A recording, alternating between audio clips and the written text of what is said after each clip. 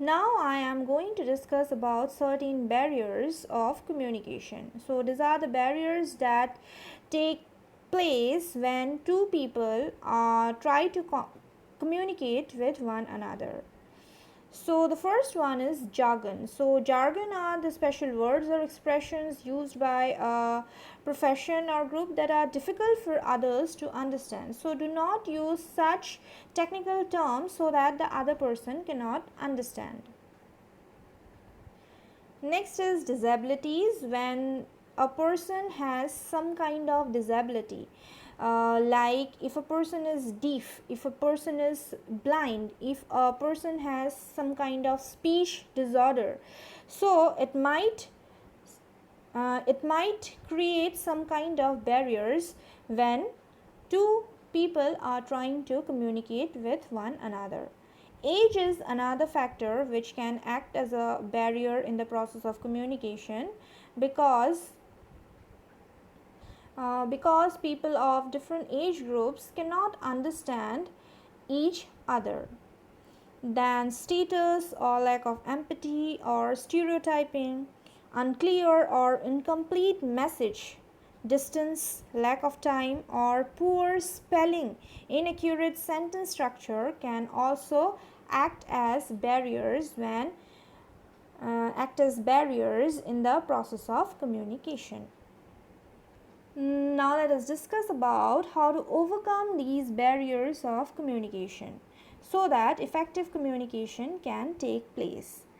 Understand that others see things differently than you do. Try to understand their state of mind, their limitations and attitude.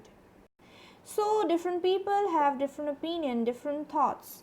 So if somebody has said you something and you have a different perception on that particular topic, do not try to argue with that person, because that person might be right and you might be also right in your own place. So that is why try to understand the differences. Next is provide feedback, or if you are the speaker, try to get the feedback from the receiver or from the listener. Or if you are the listener, then provide feedback. This is going to ensure effective communication. Next is, when you have something important to discuss, try to meet the person rather than chatting with him on some social media platforms or even over the phone. It's better to meet him in person, meet him or her in person, and then discuss about the things. This decreases the possibility of misunderstanding. Next is, use language that the listener can understand. If you are a person, if you are the speaker, and if you are using a language that the listener or the audience cannot understand, then there won't be any effective communication. So use a familiar language that both the parties can understand. Next is, use the right channel for the right purpose. So here an example is given. Don't use an email if it is quicker or more appropriate for you to pick up the phone and talk to the concerned person. So if you want to say something to someone and it is urgent, if you send him a mail, that person might not go through the mail immediately. So it is better to call that person. It is better to call that person and tell whatever you want to say.